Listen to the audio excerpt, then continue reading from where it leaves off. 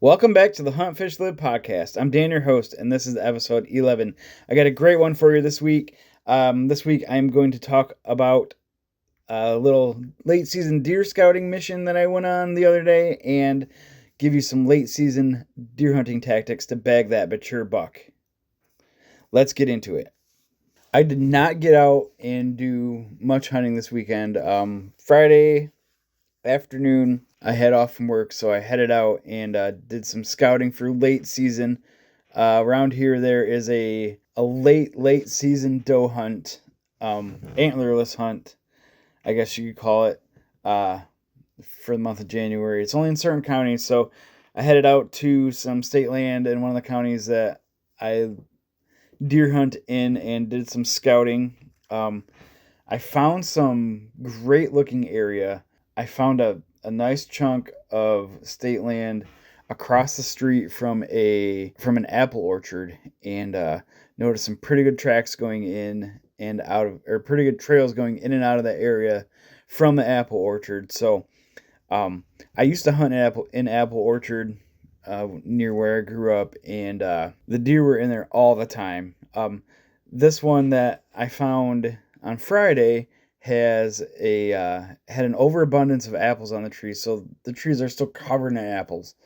So as the weather gets colder, those will drop, and the deer will be using those as food.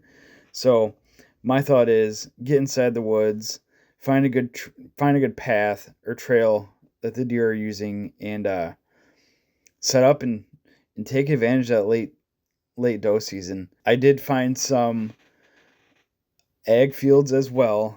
I love hunting field edges and cut corn. I didn't really have a chance to look around on the property because there were two vehicles parked, or a vehicle parked in each of the parking spots along these fields. So I didn't want to get out and mess up their hunt and make them mad. that's the last thing that I would do. I wouldn't want someone stinking up my woods, so I definitely wasn't going to go in and stink up theirs. Maybe one day I'll get out there and we can take a little walk around and see what there is for tracks and see if there's anything going on. It looked really good, so I might have to give that area a shot for late season. Late season, you just need to find some food in a transition area, and I believe both of these spots that I found the other day have both of those. So I'm excited. I might even put a camera out, but I'm not quite sure. The area seems a little bit more pressured than I'm used to. So we will see. What do you guys like scouting for deer for late season? Are you guys more food sources, or are you more trails and scrape lines? Let me know in the comments what you think. The second half of November can be amazing for whitetail bucks. Hands down, the number one reason why late November is such a great time to move in on that mature buck during the day is because this time period falls right after lockdown, when the majority of the breeding has taken place. What's left are those late cycle does that are about to come into heat. The older bucks know this, and they take advantage of this time of year based on their past experience. They know that it is a marathon and not a race. I wouldn't say all the younger bucks in your area, but a good portion of them have wasted all their energy already and are tired and ready to recharge for the winter.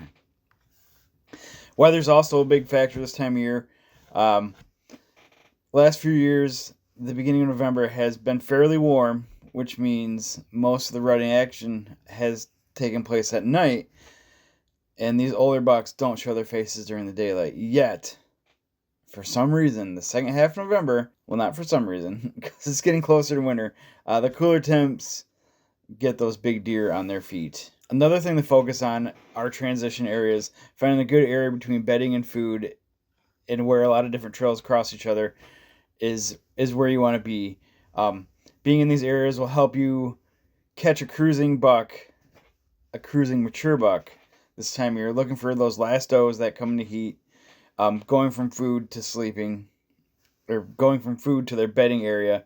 This time of year, If you can find the does, you'll find the bucks. The transition areas are also great spots for all day sits, which you should definitely consider.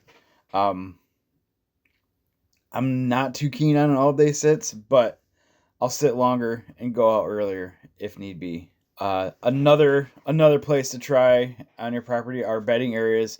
Hunting the downwind side of a bedding area can be awesome during late November.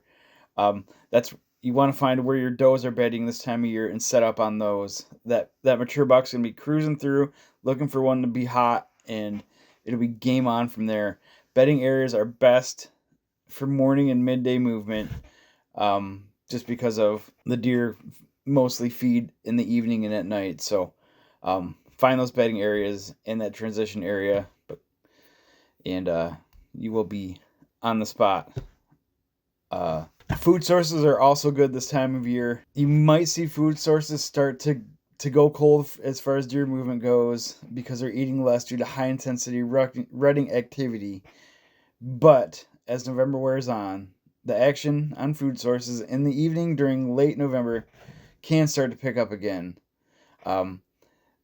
This happens a lot during the last week of November from what I was doing research on, and you're going to want to be there. Those mature bucks are going to be looking for does and eating some good food. So I recommend only hunting food sources in the evenings, though.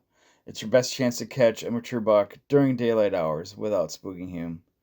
And that's the goal. The second half of November is a great opportunity to get a shot at some older mature bucks in your area. Just remember, as I said earlier, it is a marathon and not a race, and there's still plenty of time left to get that mature buck on the ground and in the back of your truck. The best thing to do is to get out there, be smart, hunt hard, and focus on those transition and bedding areas.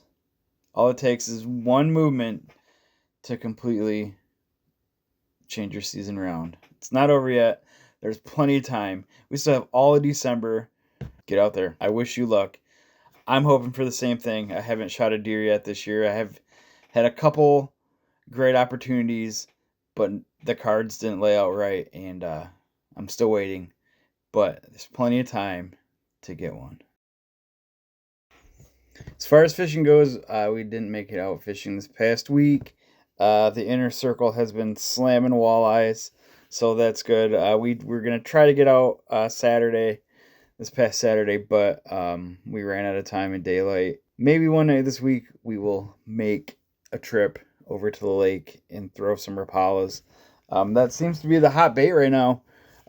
X-Wraps and other floating and suspending jerk baits have been the key to success from the inner circle.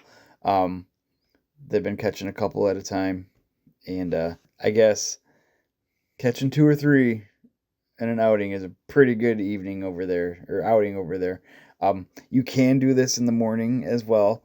You want the pre-dawn daylight, and then probably 45 minutes to an hour after daylight is when they turn off. So pretty much hour before and an hour after.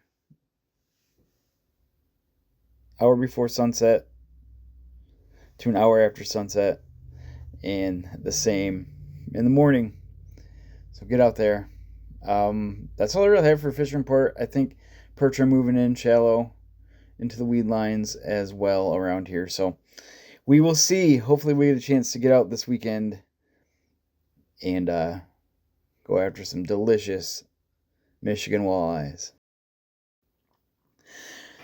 Well, that being said, we got some cooler weather moving in next week, and we have highs below freezing. So I don't want to get too excited, but I think ice fishing might be on the horizon. Weather temperatures are cooling down, and that's going to cool down the water. Last year we did not really get an ice season.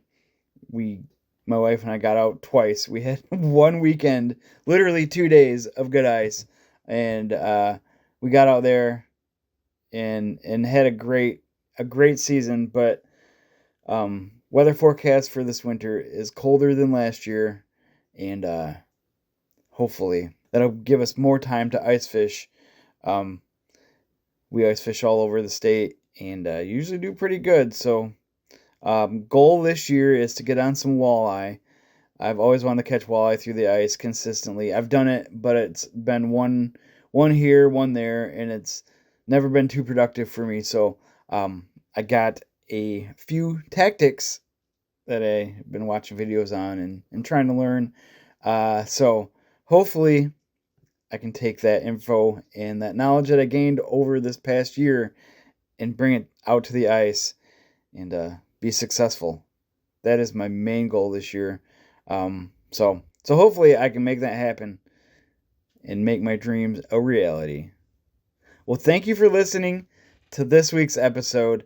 I have a few hunting trips coming up, one to northern Michigan and hopefully one back down to Indiana for late season, which I'm very excited about. So we will see how those go. I think northern Michigan's in a couple weeks and Indiana's probably the weekend after, or maybe the weekend after that. So hopefully I can get one down soon. Well, thanks for listening, everybody. Let me know in the comments your go-to areas to scout for late season deer. Good luck if you get out. It's a great time of year to bag that mature buck and some trophy walleyes. Thanks again for listening, everybody. I really appreciate it. Good luck out there. We'll see you next week.